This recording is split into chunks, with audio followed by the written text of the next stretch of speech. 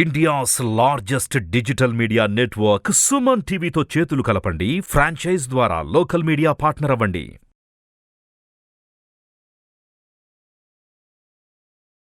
నమస్తే లత గారు. నమస్తే అమ్మా. ధనత్రయోదశి ఈ పేరు వినగానే ప్రతి ఒక్క ఇంట్లో ఆడవాళ్ళకి ఎస్పెషల్లీ ఈరోజు బంగారం కొనాలి, అది ఎంతైనా పర్వాలేదని ఆలోచిస్తూ ఉంటారు. కానీ దానికన్నా ముందు భగవంతుడిని ఏం అర్చించుకోవాలి అంటారు.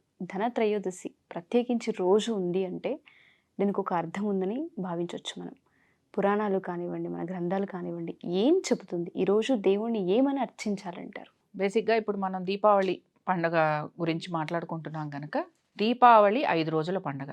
మామూలుగా మనకి చిన్నప్పుడు తెలిసింది ఏమిటి, టపాకాయలు కాల్చుకోవటము, అమ్మ చేసి పెట్టిన స్వీట్స్ తినటము. సరే, అమ్మ అయితే మహాలక్ష్మి అమ్మవారి పూజ చేసుకుంటుంది, మనకి ఇంతవరకే తెలుసు. కానీ మనం పెద్దవారం అవుతున్న కొద్దీ కూడా ఒక్కొక్క పండగ ఒక ఇంపార్టెన్స్ ఏమిటి అనేది మనం తెలుసుకుంటూ ఉంటాం. అందులో ఫస్ట్ మనం అర్థం చేసుకోవాల్సింది ఏంటంటే, దీపావళి అని అంటే 5 రోజుల పండగ. 5 రోజుల పండగ మొదలయ్యేది ధనత్రయోదశితోటి. సరే, ధనత్రయోదశి అనగానే అందులో ధనము అనేది వచ్చింది కనుక అందరం ఇంక పోయి బంగారం కొనుక్కోవటం మొదలు పెట్టేసాం. బేసిక్గా నార్త్కి సౌత్కి ఒక తేడా ఉంది. నార్త్కి సౌత్కి వచ్చే తేడా ఏంటి అని అంటే, దీపావళి వాళ్ళకి చాలా పెద్ద పండుగ, వేరేస్ మనకి దసరా చాలా పెద్ద పండుగ. మనం గనక వ్యత్యాసాన్ని గమనించగలిగితే, ఆ డిఫరెన్స్ గనక మనం చూస్తే, వాళ్ళు దేనికి ఇంపార్టెన్స్ ఇస్తున్నారు, మనం దేనికి ఇంపార్టెన్స్ ఇస్తున్నాము అనేది తెలిసిపోతుంది. మన సౌత్ వాళ్ళు ఎంతసేపు కూడా భక్తి, దానము, పూజ, భగవంతుడికి దగ్గరగా చేరుకోవటం అనే దాని మీద చూపిస్తాం. నార్త్కి వచ్చేటప్పటికి వాళ్ళకి క్యారెక్టరిస్టిక్స్ ఉన్నా కూడా దీపావళి అనేది వెలుగుని నింపుతోంది గనక జీవితంలో మనం ఏదైనా కొనుక్కోవాలి అనే ఒక ఆలోచన అక్కడి నుంచి పుట్టుకొచ్చింది. అంతేగాని ధనత్రయోదశి రోజే మనం బంగారం కొనాలని కానీ వెండి కొనాలని కానీ ఎక్కడా మనకి రాసి పెట్టలేదు. ఓకే, అయితే ఏం కావాలని కోరుకోవాలి అని అంటే, ఈ ధనత్రయోదశి నాడు మనకి సాగర మథనం ఎప్పుడైతే జరిగిందో అప్పుడు అనేకమైనవి లక్ష్మీదేవితో పాటు అనేకం మనకి పుట్టుకొచ్చాయి. అందులోంచి ధన్వంతరి కూడా పుట్టుకొచ్చాడు. మనకందరికీ తెలుసు ధన్వంతరి ఎవరు అని అంటే, ఆయుర్వేద శాస్త్రంలో ఆయనకి చాలా పెద్ద పీట ఉంటుంది. తర్వాత ఆయన అనేక రకాల అనారోగ్యాలను తొలగించేవాడు. అందుకని ఎవరికైనా బాగా అనారోగ్యం ఉంది, వాళ్ళు కోలుకోలేకపోతున్నారు అన్నప్పుడు మనం ధన్వంతరి యోగాలు కూడా చెప్తూ, వాళ్ళకి హోమాలు కూడా చెప్తూ ఉంటాం. కాబట్టి ధన్వంతరి ఎలా వచ్చాడు అని అంటే, ఒక నిండు బంగారపు కుండలో ఆయన అమృతాన్ని తీసుకొని వచ్చాడనమాట.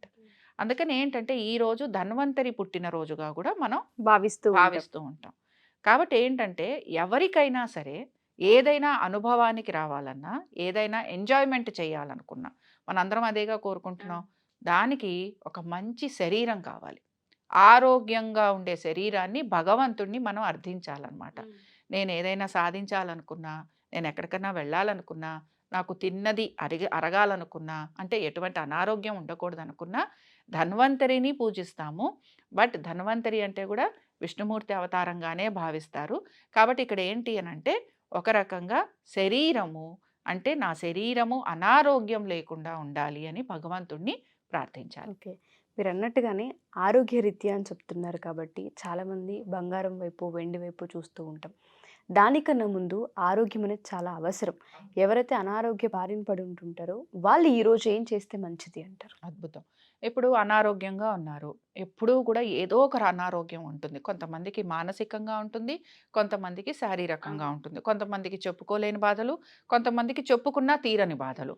అవి అంటే శారీరకపరమైన బాధలని మందులతోటో మాకుతోటో తగ్గించగలం కానీ ఉషా, మానసికంగా ఉండే బాధలని ఎవ్వరం తొలగించలేము, తగ్గించలేము.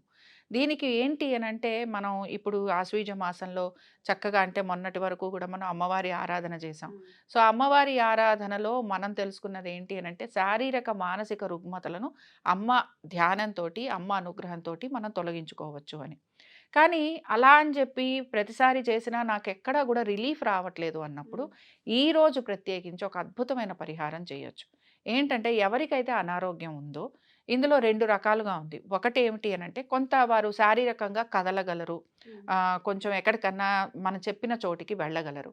ఇలాంటి వారు ఏం చేస్తారంటే, ఒక చిన్న మట్టి కుండ లాంటిది తీసుకొని, చిన్నది చాలు, మట్టి పాత్ర, అందులో పాలు, అలాగే కొంచెం చక్కెర, నీళ్లు, అంటే నీళ్లల్లో కలిపిన పాలు, అవి తీసుకొని రావి చెట్టు దగ్గరికి వెళ్ళటం. వెళ్ళి 3 ప్రదక్షిణాలు చేసి ఆ రావి చెట్టు మొదట్లో ఆ పాలుతో కలిపిన నీళ్లు పోసి ఆ బొట్టు ఏదైతే ఉంటుందో దాన్ని నుదుటన ధరించటం. దీంతో ఏంటంటే అది కొంచెం తడిసిన మట్టిని తెచ్చుకొని రోజు కూడా ఒక 41 రోజుల పాటు ఈ రోజుతో మొదలు పెట్టుకొని ఒక 41 డేస్ ఎవరైతే అనారోగ్యంతో ఉన్నారో వారికి. అయితే ఇక్కడ అనుమానం వచ్చేది ఏంటి, ఎవరైతే నడవలేరు, ఎవరైతే మంచం మీదే ఉన్నారు, దీర్ఘకాలికంగా ఇబ్బంది పడుతున్నారు, ఇలాంటి వారు ఏం చేయాలి? కొంచెం బొగ్గులు ఉంటాయి కదా, ఈ బొగ్గుల్ని కొంచెం కాల్చి ఒక చిన్న మట్టి ముంత లాంటిది తీసుకొని అందులో బొగ్గులు కాల్చి దానిలో కొంచెం మిరియాలు ఉంటాయి చూసావా, నల్ల మిరియాలు దానిలో వేసి ఎవరైతే అక్కడ ఇబ్బంది పడుతున్నారో వారిని ఆ మిరియాలు వేసి ఆ రూమ్లో పెట్టి దాన్ని చూస్తూ ఉండమని చెప్పడమే.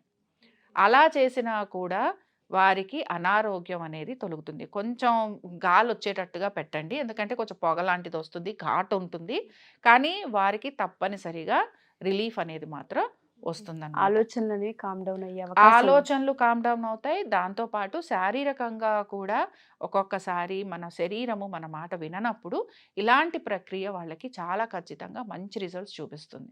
ఇది చాలా మందికి చెప్పటం జరిగింది, చాలామంది చేసి వారు రిలీఫ్ పొందిన ఇవి కూడా ఉన్నాయి. సో ఏంటంటే కొంచెం మిరియాలు చాలు, అయితే కావాల్సింది ఏంటంటే బొగ్గు. కొంచెం చిన్న తీసుకొని బొగ్గుని వెలిగించుకొని అందులో వేసి వారిని కూర్చొని అది చూస్తూ ఉండాలంతే.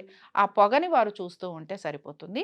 అలాగ చేసుకుంటూ వారు గనక కొంచెం నెమ్మదిగా ఉండగలిగితే తప్పనిసరిగా అనారోగ్యం నుంచి వారు బయటకు వస్తారు. చివరిగా ఒక్క ప్రశ్న నేను అడిగేది, ధనత్రయోదశి రోజు ఎవరైతే మానసిక ప్రశాంతత లేకుండా సతమతం అవుతూ ఉంటుంటారని మనం మాట్లాడాం. రాసుల వారీగా మనం చూసుకుంటే కొంతమంది రాసుల వారికి కొన్ని మంత్స్ నుంచి ఇబ్బందికరంగా ఉంటుంటుంది, చెప్పుకోలేని బాధలు ఉంటుంటాయి. వాళ్ళకి ఏమైనా ఉపశమనం కలిగే అవకాశం ఉంటుంది ఈరోజు ఈ పరిహారాన్ని పాటిస్తే? అందులో ఏ రాసుల వారు అంటారు? ముఖ్యంగా మనం వృశ్చిక రాశి వారికి చెప్పుకోవాలి ఉషా, ఎందుకంటే వాళ్ళకి పంచమంలో వారికి కొంచెం ఇబ్బందికరంగా ఉంటుందన్నమాట. కాబట్టి ఏంటంటే వృశ్చిక రాశి వారికి మానసికంగా వ్యధ చెందటం అనేది ఎక్కువగా ఉంటుంది. అందుకని వీరు ఏం చేయాలి అని అంటే, ఎప్పుడైనా సరే మానసికంగా మనం బాధపడుతున్నాము, మనకి ఇబ్బందికరంగా ఉంది అని అన్నప్పుడు చంద్రుణ్ణి ఎక్కువగా ఆరాధిస్తూ ఉండాలి. అలాగే వీరికి ఒక పరిహారం మనం చెప్పుకుందాం. ఈ అమావాస్య తిథి వస్తుంది కదా, కాబట్టి వీరు ఏం చేస్తారంటే ఈ ధనత్రయోదశి నాడు ఒక చిన్న సిల్వర్ బౌల్, ఎంత చిన్నదైనా పర్వాలేదు ఉషా, చాలా పెద్దదని కూడా నేను చెప్పట్లేదు, చాలా చాలా చిన్నది, అందులో కనుక మంచినీరు పట్టుకొని ఆ మంచినీరుని గనక వీరు పొద్దున సూర్యుడు తెల్లవారుతున్న టైంలో ఆ నీరుని తీసుకెళ్ళి మనకి సూర్యుడి కిరణాల దగ్గర పెట్టి ఆ వాటర్ ఎనర్జైజ్ అవుతుంది అనమాట. ఆ కిరణాలతోటి అందులో మనకి ఏమవుతుందంటే ఒక శక్తి వస్తుంది. ఆ వాటర్ని మనం రోజు తాగడం కానీ లేకపోతే మన మీద చల్లుకోవడం కానీ చేస్తూ ఉంటే మానసికంగా పడుతున్న ఇబ్బందులు, ఎందుకంటే ఇక్కడ ఎందుకు ఈ మాట చెప్తున్నానంటే చంద్రుడు కూడా వెలుగు సూర్యుడి నుంచే తెచ్చుకుంటున్నాడు, సూర్యుడి ద్వారానే ఆరోగ్యం వస్తుంది, సూర్యుడి నుంచే మనకి ఆ కిరణాలను చంద్రుడు గ్రహించి మనకి మళ్ళీ రాత్రికైనా మనకి అవి వస్తున్నాయి, కిరణాలు మళ్ళీ మన మీద పడుతున్నాయి. సో సూర్యుడి యొక్క కిరణాలను ఈ వాటర్ గనక పెడితే ఈ నీరు ఎనర్జైజ్ అవుతుంది అనమాట. సో ఈ వాటర్ని మనం ప్రతిరోజు తాగటం కనుక మొదలు పెడితే, సిల్వర్లోనే చెయ్యాలి ఇది, ఇంకా ఏ వస్తువు కూడా దీనికి పనికిరాదు. కాబట్టి ఒక చిన్న గ్లాస్ అయినా పర్లేదు, చిన్న వస్తువు ఏదైనా సరే మంచినీళ్ళు మాత్రం అయ్యి ఉండాలి, అవి మనం తాగటం మొదలు పెట్టాలి. ఇది ప్రతిరోజు చేయాలి. ఇలా గనక వీరు చేశారనుకో, ముందర మానసికంగా పడుతున్న బాధలు ఏవైతే ఉంటాయో, మానసికంగా పడుతున్న ఇబ్బందులు ఏవైతే ఉంటాయో ముందర అవి తొలగిపోతాయి. తర్వాత పిల్లలు కూడా ఒక్కొక్కసారి మాట వినకపోవడము, చదువులో వారు బాగా దృష్టి పెట్టకపోవడము, ఇలాంటివి జరుగుతూ ఉంటాయి చూసావా. లేకపోతే కొంతమందిలో కొంచెం అగ్రెసివ్గా ఉండటము, స్టబర్న్గా ఉండటము, అలాంటి పిల్లలతోటి పేరెంట్స్ చాలా బాధపడుతూ ఉంటారు. ఈరోజు కనుక వారు ఒక చిన్న వెండి వస్తువులని కొంచెం తేనె గనక వాళ్ళకి రెగ్యులర్గా కొంచెం నాకిస్తూ ఉంటే చాలు. మంచి తేనె తెచ్చుకోవాలి, ఏదో బాగా తేనె కాకుండా మంచి తేనె తెచ్చుకొని కొంచెం వారికి ఇవ్వటం మొదలు పెడితే పిల్లలకి మానసిక స్థితిలో చక్కటి మార్పులు అనేవి కనపడతాయి. ముఖ్యంగా మానసికంగా ఇబ్బంది పడుతున్న పిల్లల గురించి చెప్పుకుంటున్నాం కాబట్టి వారికి కూడా సాల్వ్ అవుతుంది. అయితే ఇక్కడ కండిషన్ అప్లై ఏంటి అంటే ఖచ్చితంగా సిల్వర్ వెజలే ఉండాలి. చిన్నదనే చెప్తున్నాను, మా స్థాయికి పెద్దవి చిన్నవి ఇలాంటి చాలా చాలా మాటలు వస్తాయి. అందుకనే దీనికి పరిహారం మానసికంగా నాకు బాగుండాలి అని అంటే సిల్వర్ వెజల్ అయితే కంపల్సరీ ఉండాలి. చిన్న గ్లాస్ అయినా పర్లేదు, చిన్న వస్తువు అయినా పర్లేదు, ఒక గుక్కెడు నీళ్ళు అయినా చాలు. కాబట్టి అది కొంచెం సేపు పెట్టి పొద్దున 6:00కల్లా పెట్టేసి 6:30 ఆ టైంకి మంచిగా ఆయన కిరణాలు పడేటట్టుగా పెట్టుకొని 8:00కల్లా ఆ నీళ్లు తాగేయటం.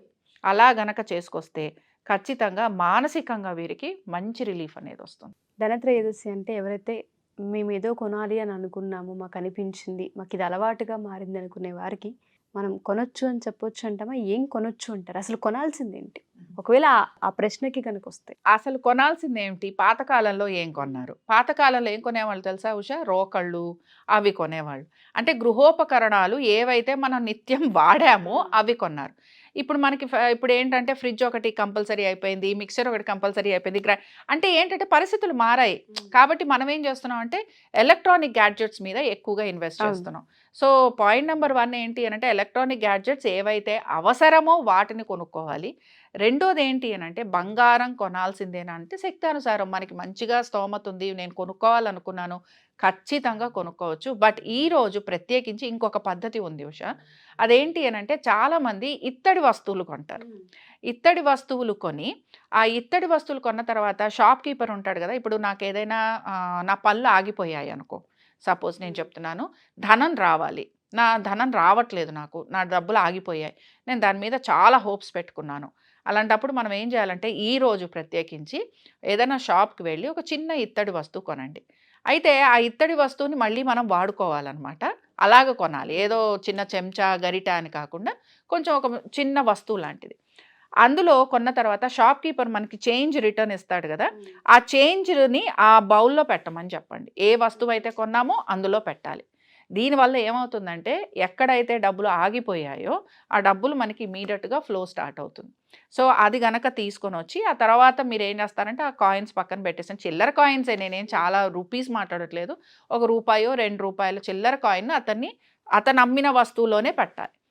పెట్టేసి అది తీసుకొచ్చిన తర్వాత దానిలో మనం పరవాన్నమో పాయసమో ఏదో ఒకటి వండుకొని భగవంతుడికి నివేదన చేసి కనుక మనం తీసుకుంటే ఖచ్చితంగా ఇందులో ఇక్కడ పద్ధతి ఏంటి అని అంటే ఆగిపోయిన డబ్బులు రావడానికి చేస్తున్న పద్ధతి. అది కూడా మనం ఈ రోజు గనక చేస్తే ఇక్కడి నుంచి మనకి ఫ్లో అనేది స్టార్ట్ అవుతుంది. ముఖ్యంగా ఆగిపోయిన వాళ్ళు ఎవరు తెలుసా? కన్యా రాశి వారికి డబ్బులు చాలా ఆగిపోతూ ఉంటాయి. కాబట్టి కన్యా రాశి వారు ఇది గనక చేస్తే వారికి ఖచ్చితంగా ఆగిపోయిన డబ్బులు ఫ్లో అనేది స్టార్ట్ అవుతుంది. థ్యాంక్ యూ సో మచ్ లత గారు. ఎందుకు అంటే ధనత్రయోదశి అనేది చాలామందికి ఇంపార్టెన్స్ తెలియదు. ఎస్పెషల్లీ ఎవరైతే మానసికంగా ఇబ్బంది పడుతూ ఉంటారో, అనారోగ్య సమస్యలు ఉంటూ ఉంటాయో, డబ్బులు ఆగిపోతూ ఉంటుంటాయి, వాళ్ళందరికీ కూడా ఇటువంటి ఒక రోజుని కనుక మనం ఉపయోగించుకొని ఆధ్యాత్మికంగా తెలుసుకోగలిగితే దాని వెనుకున్న ఆంతర్యం ఏమిటో అర్థమవుతూ ఉంటుంది. సో ఎవరైనా సరే మన ఈ ఎపిసోడ్ చూసిన తర్వాత ఈ రాబోయే ఈ ధనత్రయోదశికి ఇంకా కొన్ని డౌట్స్ ఉన్నాయి, మాకు మా రాశి వారు కొన్ని బ్లాకేజెస్ ఉన్నాయి, మేము ఒక్కసారి కాల్ అపాయింట్మెంట్ తీసుకోవాలనుకుంటున్నాం, లేదా డైరెక్ట్ ఒకసారి మాట్లాడాలనుకుంటున్నాం అనుకునే వాళ్ళకి మనం టైంని కేటాయించవచ్చు అంటారా? టైం డెఫినెట్గా కేటాయించవచ్చు ఉషా. కానీ ఇప్పుడు మనం చెప్తున్నాం ఏంటంటే ఆల్మోస్ట్ ప్రతి రాశి వారు కూడా ఫాలో అవ్వచ్చు. ఇంకా మరీ వాళ్ళకి ఏమైనా డౌట్స్ ఉన్నాయి అని అంటే ఖచ్చితంగా మనం ఆన్సర్ కూడా వాళ్ళకి చేయొచ్చు. షూర్ అండి. Thank you ma'am. Thank you so much. నమస్తే. సో ఎవరైనా సరే మా ఈ ఎపిసోడ్ కనుక చూసిన తర్వాత మీకు ఏదైనా డౌట్స్ ఉన్నా, లేదా ఒకసారి జంధ్యాల లత గారి అపాయింట్మెంట్ జాతకరీత్యా ఏదైనా తెలుసుకోవాలనుకుని తీసుకోవాలి అనుకున్నా, ఆఫ్లైన్ కానివ్వండి, ఆన్లైన్ కానివ్వండి, లత గారు అయితే అవైలబుల్గా ఉంటారు. ఏదైనా వివరాలు కావాలి అనుకుంటే కింద స్క్రోల్ అవుతున్న కాంటాక్ట్ నెంబర్ని మీరు కాంటాక్ట్ చేయొచ్చు. Thank you.